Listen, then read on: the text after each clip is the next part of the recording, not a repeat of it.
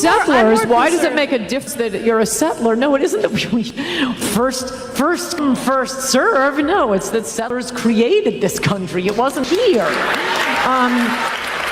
And yeah, a lot of things change when bring in particularly such large numbers. I mean, there's a reason that the main immigration restrictionist group in the country is called Numbers USA, not, Mexican suck USA. It's that we do need to assimilate people to this wonderful country. It happened quickly as the crowd moved.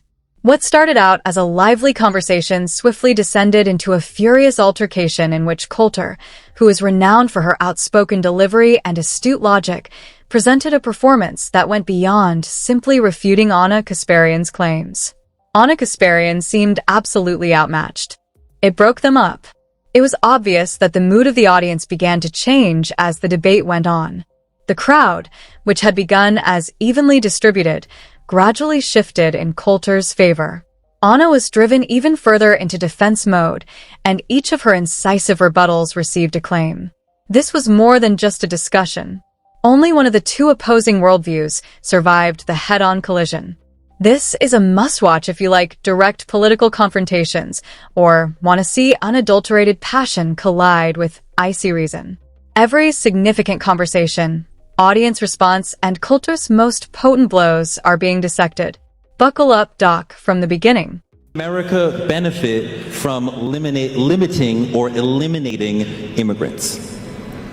Well, I think it makes sense to limit immigrants. We do have, our resources are not, they're finite. So, of course, it makes sense to limit. But just culturally, because we've done the financial economic part. Look, I'm not afraid of different cultures, right? I'm not afraid of people speaking Spanish. It doesn't get me emotional. It doesn't make me feel scared. And I know that there are some people who feel afraid of that happening. Ana Kasparian is more concerned with winning over the crowd than offering sound arguments.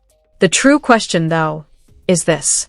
What precisely does immigration, legal or illegal, and war bring to America? What are the observable advantages? Ana presented the standard talking points. Immigrants pay taxes, perform necessary jobs, and stimulate the economy. Before, we've heard that. But why does the economy yet remain so fragile in spite of record immigration rates if it is all true? Wouldn't we already be prospering if immigration equated to prosperity? In actuality, the notion that immigration inevitably propels economic expansion is incredibly basic and frequently deceptive. Additionally, Ana's impassioned statement that she doesn't mind hearing Spanish in public fails to acknowledge the larger issue. Bilingual grocery shop signage doesn't bother anyone. When integration fails and groups diverge rather than unite, that is when the true problem occurs. People are aware of that and have every right to voice their opinions.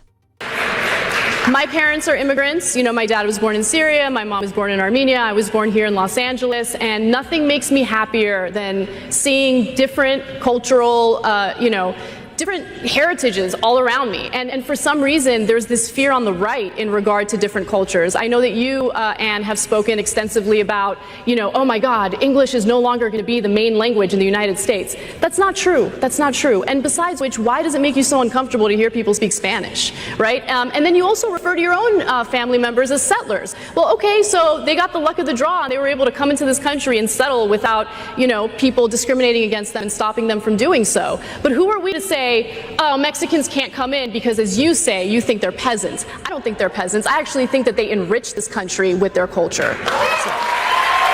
One way to sum up AA's main contention is, who are we to deny people entry?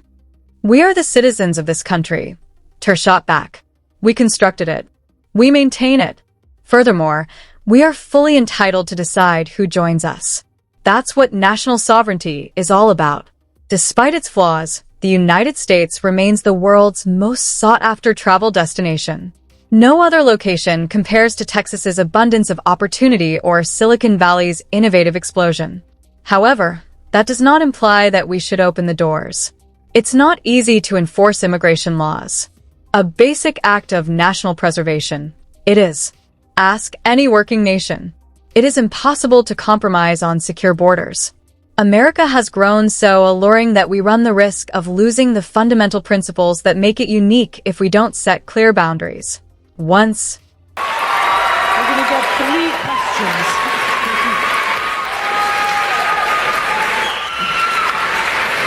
First of all, this sneering mocking of Americans who suddenly wake up one day and find out no one is speaking English in their neighborhoods, I think is extremely elitist and snooty. I'm quite sure you all wouldn't like it if your kids came home from school and they sounded like Sarah Palin. I think that would be a cultural shock for you. Certainly in California, most of the neighborhoods that have gone all Hispanic are black neighborhoods, and not through casual movement. One of the ways our culture changes with immigration, both legal and illegal, is there is not a lot of tolerance, as much tolerance as Americans have. You have black gangs, or rather Hispanic gangs, going into the black neighborhoods, screaming epithets, throwing bottles at their houses. The LA Times has written this up extensively. So I think it's very sneering and mocking of you to be referring to mostly African American and other immigrant neighborhoods that suddenly aren't speaking English, and oh, they're afraid of Spanish. No, they think that their kids shouldn't be turned away from a job at McDonald's because they don't speak Spanish. That was one. She demonstrated her disconnection from the everyday issues faced by working Americans by laughing at one of Coulter's main themes. Imagine residing in a community where the majority language is Spanish. Your youngster may lose out on employment opportunities in their local town if they are unable to speak it. Is that an unrealistic fear? Absolutely not. It's fundamental economics. People they can converse with are hired by employers. Language is only one aspect of the cultural changes brought about by uncontrolled immigration. They have an effect on daily living, the job market, education, and neighborhoods. It's not clever to laugh smugly when someone brings up those issues. It's contemptuous. This has nothing to do with xenophobia or hatred. It has to do with practical repercussions. Coulter made that point very clear at the conclusion of the discussion. Guy from Los Angeles.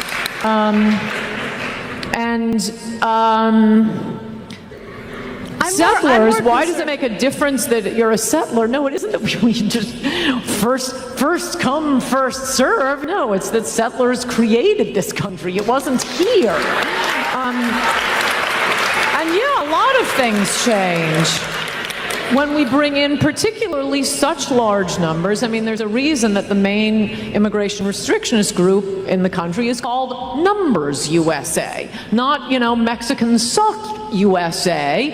It's that we do need to assimilate people to this wonderful country of ours where we do learn to be tolerant and not practice racism or anti-Semitism and respect one another. Not everyone in the audience was rooting for Ann Coulter.